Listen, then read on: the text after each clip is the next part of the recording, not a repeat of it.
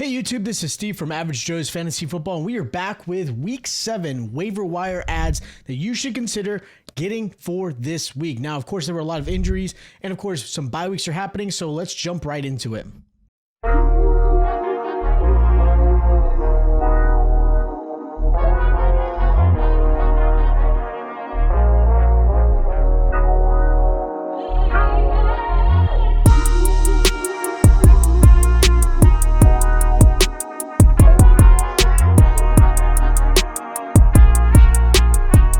So with that said, Week 7 of the NFL is here, and hopefully you guys came out of Week 6 victorious and moving on to the next week and having some fun this season. Now, there are two teams on a bye this week. You've got the Buffalo Bills and the Baltimore Ravens. Definitely for the Baltimore Ravens, very important because Lamar Jackson should be back in Week 8. With that said, there were a ton of injuries that have occurred, unfortunately, that happened, that hopefully these waiver wire videos have helped you guys kind of align and get players that may be some needs or maybe some players you want to stream this week to kind of fill in for some of those injuries. Now, jumping right into it, we're going to go into the quarterback position. Now, the two players I'm going to mention, the first one is going to be Jaxson Dart. Now, Jaxson Dart is available in 70% of leagues. They play the Denver Broncos this week, which is a little bit of a tough matchup. I'm not super in love with the matchup, but I do love what Dart has done. He has absolutely really put an attitude and really some confidence in this Giants team. And right now, Jaxson Dart, since starting, has been phenomenal. He is quarterback 26 coming into Week 7, but in the last 2 weeks, really 3 weeks since getting the start, he's been amazing. Week 4, he had 19 points. Week 5, 15 points. And then last week against the Philadelphia Eagles, 23 points. He's done a really good job. He's thrown 4 touchdowns so far this season.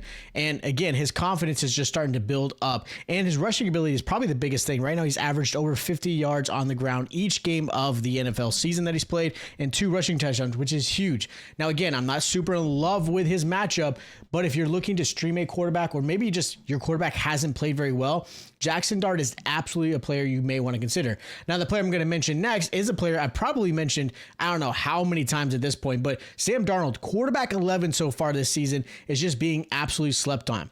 Again, he's available 65% of leagues, yet people are still not wanting to pick him up. Not sure why. I don't know if it's just the name or whatever the case may be, but he's one of the top 12 quarterbacks in fantasy so far. And if you're in a 12-team league, someone should grab him. He is available. Now, he's playing against the Texans this week. A little bit better matchup. It's not super bad, but realistically, look at the matchup and how he's played. Right now, he's averaging just under 17 points per game. He's coming off a 20-point performance against the Jaguars, a 27-point performance against the Tampa Bay Bucks a week ago, and he's almost averaging 300 passing yards the last 2 games, plus 6 passing touchdowns the last 2 games. Very good. Him and Jackson Smith and Jigba look amazing. I love what he's been able to do. Sam Darnold looks way more confident than he's been in a while. I know last year he played really well for the Vikings, but he's showing that he's starting to actually really come into his own, which is fantastic. So again, he's available out there in 65% of leagues. Do not be afraid of grabbing him. He is a player that you may want to consider. Jumping into the next position I've got here, I'm going to jump into the running back position. Now, running backs, I don't have a lot of names. First one I'm going to mention is Kimani Vidal for the Chargers. He's available in 62% of the leagues. And I know Haskins was like supposedly the guy to start. He did start in there, but Vidal actually ended up doing fantastic. We're not sure how long Murray Hampton's going to be out. Hampton so far considered a 4-week out as far as injury, but now they're talking about even possibly being more, maybe 5 to 6 weeks. And we'll have to kind of keep an eye on it. But I love what Kimani was able to do in the game that he was able to actually really play. He put up 22 fantasy points. He had 124 yards on the ground. He did score a touchdown in the air as well with 3 receptions. So if he ends up being the back right now, I don't know if Chargers are going to end up going somewhere else or if they're going to end up, signing somebody or whatever the case may be. But yes, Kimani is the second running back technically in this backfield with Haskins in the beginning, but Haskins did not play as well. Kimani just was amazing, and I love that he was able to do that this week. So again, he's definitely a running back you may want to consider. Another running back due to injury, of course, is going to be Bam Knight for the Cardinals. He kind of was thrown in as the start of the week as far as the Cardinals, and then everyone thought maybe it was Michael Carter or anything like that. And don't get me wrong, Michael Carter had some opportunities, did not do anywhere near as what Bam Knight was able to do. Bam Knight, his first start, he had 12 points in fantasy. He had 9 points in week 5, don't get me wrong. But again, he's had 2 rushing touchdowns in 2 weeks. Do I expect that every single week? No. he's more of a hesitant back that I would consider. Now, if you're in a really deep league, yeah, absolutely, you're going to go and grab Bam Knight. He's available in just about every single league right now. He's 87% available. So, yeah, I would consider it. But if you really need a running back, Kimani is the guy you want to grab this week. Now, jumping into the wide receiver position, this was going to be a long one. There were a lot of injuries at the wide receiver position over this past weekend. You had Emeka Egbuka, hamstring injury. Usually that could take 2 to 3 weeks. Calvin Ridley, hamstring injury, possibly a couple weeks. There were a lot of some big concerns there. You got Puka Nacua with an ankle injury. We don't know how long he's going to be out. You got Garrett Wilson now with a knee injury. He's going to be out for some time. You still got, obviously, Ricky Pearsall. He's still out. I mean, there's just, the list is going on and on. So, with that said, there are some receivers I would have a little bit higher than others, but I'll jump into each one. You can kind of consider who you want to put on your roster. Now, the first one is going to be Wan'Dale Robinson for the Giants. He's available in 40% of leagues. And the reason I mentioned him is obviously, again, target-wise, he's going to get opportunities. Could he have played better in more consistently, especially since realistically he is the guy right now? Sure. Right now he's wide receiver 23. Don't hate it for him. Right now he had 20 points against the Philadelphia Eagles. He had 7 catches, over 80 yards, touchdown. Again, great. But even with the injury that happened to Neighbors, there are games he put up 3 points, 4 points, 8 points. Not really sure what's going on with that. Part of it is I do think the Giants are obviously trying to utilize every receiving option for them. Theo Johnson, right? You got, maybe Hyatt a couple times. Slayton was there. Like, they're trying to spread it out. They're not trying to put a lot of pressure on Jaxson Dart. But I will say, if you're going to take a risk on getting a wide receiver from this offense, it's going to be Wan'Dale Robinson. Now, the next receiver I'm going to mention here, again, available in 67% of leagues. I mentioned him before, is Kendrick Bourne for the 49ers. I don't know why no one picked him up because, again, Ricky Pearsall's been out. Juwan Jennings still dealing with his injury. George Kittle's still out, which is expected another week. I don't know what you're waiting for, right? Robinson's not really a threat. Bourne has great, rapport with Mac Jones. Now, we'll see if Mac Jones still plays. We're not sure how much longer Purdy's going to be out. But the fact is, Kendrick Bourne has been fantastic. Like right now, Kendrick Bourne has been averaging some stupid numbers in a position that really he's not supposed to be in. Kendrick Bourne has had time. Don't get me wrong. He played really well before when he played for the Patriots in the past. But he started off with the 49ers, went to the Patriots, had some really good games, and then back to the 49ers, and he's doing really, really well right now. He's averaging 12 points a game so far, and that's overall for the season. In the 2 big weeks, we're talking the games where he really got to see value. He had 11 targets in week 5, put up 24 fantasy points. He had 9 targets in week 6, put up 19 fantasy points. He's averaged 142 yards in each game. Like, he hasn't even scored, but he's putting up some stupid numbers. And yet people are still thinking, I don't really need him. Right now, Kendrick Bourne has been amazing. And yet, again, people continue to just let him be on waivers. If he is not rostered on your team right now and you're not desperate for the wide receiver, I don't understand what your logic is. Again, you are banking on the fact that Pearsall is going to be out. You're banking on the fact that Purdy is going to be out because I do think Mac Jones adds value to Kendrick Bourne. But realistically, Kendrick Bourne is their best option outside of maybe Demarcus Robinson, because Juwan Jennings has been dealing with a back injury and all kinds of other stuff. He's not consistent enough. But I love what Kendrick Bourne has been able to do. So again, if you can, grab him. Another receiver I'm going to mention here, again, we're talking wide receiver, is going to be Kameron Johnson for the Tampa Bay Buccaneers. You could talk about Sterling Shepard, possibly. You could talk about Tez Johnson. But realistically, I think of all the receiving options, with all the injuries that are going on, if Ibuka's still out, obviously Godwin out, Mike Evans out, be outside of Cade Otton, Kameron Johnson, I think, is going to be the guy. He's available in 100% of leagues, which is totally making sense, right? He has not even been considered. But you really thought Sterling Shepard, at least I even thought Sterling Shepard would have been the guy after all these injuries, especially with Ibuka being out. But really, Kameron Johnson became the guy. Johnson and Johnson for the Bucs were the guys for Baker Mayfield to trust. And I think that's going to end up going forward. Now, I think with the Lions matchup, I think there's opportunity. He's more of going to be a flex play upside, like you're looking for something that with some good upside. Yeah, Kameron Johnson is definitely the way to go. Now, another receiver is going to be Jordan Whittington for the Rams. With Puka Nacua's injury, we're not sure how long he's going to be out. Whittington is kind of the next guy in line. Now, if Tutu Atwell comes back, I know he missed some time. Maybe Atwell might be a guy you want to consider, but with right now the risk in a very deep league, Whittington is definitely worth it. Now, in a standard 12-team league, I'm not even going to pick up this guy. But in a deeper league, sure, yeah, you want to try to grab him because he's going to probably get 5 to 6 targets in the game. Devontae Adams obviously going to be the target hog. I do think Tyler Higbee is going to get some extra work, as far as the tight end position goes. But again, not really sure how it plays out, but I think Whittington has some value going forward. And then another receiver is going to be Josh Reynolds for the Jets.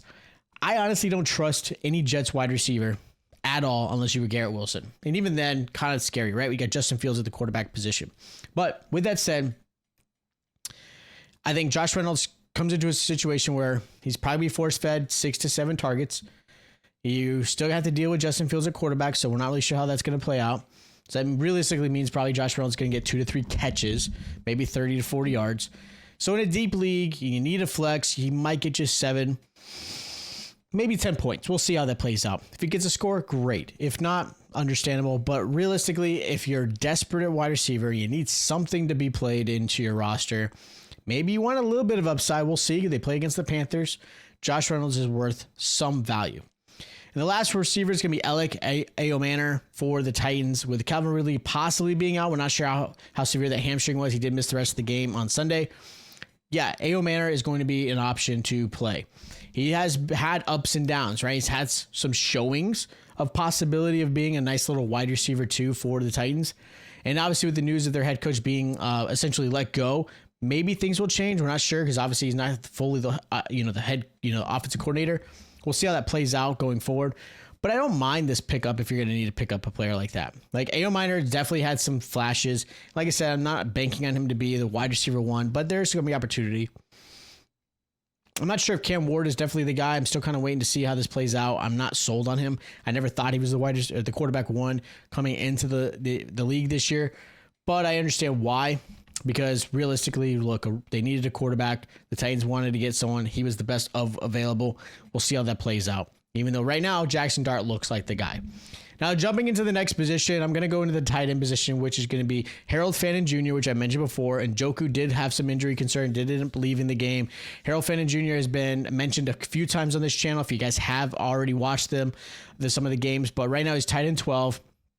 He's averaging, about 10 points a game. He get 15 points this last week. He had 11 points the week before that. He's getting plenty of targets, especially with the fact that Njoku was out. There is some value. So I do love this one for him. And if Njoku does miss some more time, again, Fannin Jr. is definitely a great option. Now, you can't rely on the touchdowns, but again, target-wise, you can get, maybe 5 to 10 targets. It's kind of the safe range for him right now. So if you're looking for a tight end, and again, like I said, he's tight end 12 right now going to fantasy. He's definitely a good option.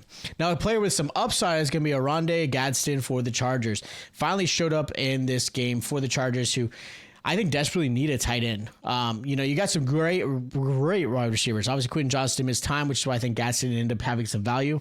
McConkey actually finally had a great game with Johnston being out. You still got Keenan Allen to deal with. So there are still a lot of mouths to feed. Don't get me wrong. But if you're in a deeper league, you need a tight end. And I think maybe Gadsden's finally going to show some of that possibility. He had 8 targets. He had 7 catches, 68 yards. Again, really, really great game. We'll see if he starts to come into his own, but I really like him this week if you're in a really, really deep league.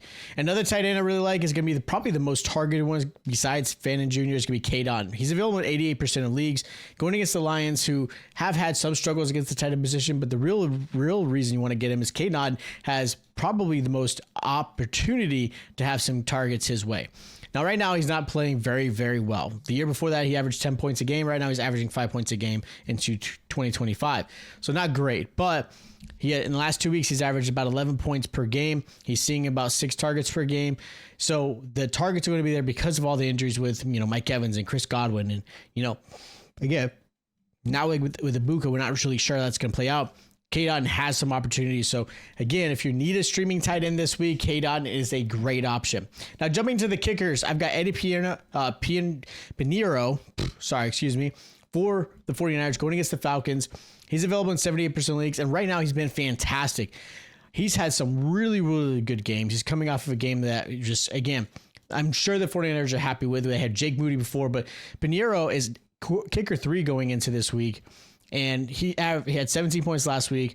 Week 5, 16 points. He's been averaging 12 points a game as a kicker, which has been fantastic. So again, he's definitely somebody you want to pick up because realistically, I don't think the offense is going to be enough to score, but they're going to get enough to get down the field for opportunities. And the last kicker is going to be Blake Group for the Saints going against the Bears. Look, again, coming into this week, right now he is kicker 5, had some really good games. Again, average 15 points, 16 points. He's averaging just under 10 points a game. Really good kicker. He's been very consistent. Not a lot of extra points, where you're going to miss some of that. The Saints offense isn't great, but I really like that kicker. Again, available in 99% of leagues. You should go grab him. Now, as far as some streaming defenses, I've got the Seahawks here available in 53% of the leagues. They're the best defense right now in fantasy. They've been this week almost every single week. They had 1 week where they put up some stinker, but other than that, they've been averaging some crazy points. They've been playing really well. They're getting 6 to 7 sacks a game, which has been fantastic. Really, really good team, creating some turnovers here and there. And then they're going against the Texans, who I'm not completely sold on. Another team is going to be the New England Patriots going against the Titans. Great opportunity because the matchup is fantastic. They're averaging 50. They're available in 52% of leagues. And then again, as far as the defensive special teams goes, the Patriots are actually right now 7th in the league in fantasy. So again, great opportunities. They're getting some sacks. They're getting some turnovers. I would like to see a little bit more out of them, especially with Vrabel as their head coach, but I love them as a great streaming option, especially against the Tennessee Titans. So those are my week 7 waiver wire ads that you should consider or really absolutely put on your team this week. If you guys have questions, hit me in the comments down below. Make sure you guys are subscribed to that channel. Hit that like button. Make sure you guys check out all my start and sit videos coming out, and I'll see you guys next time.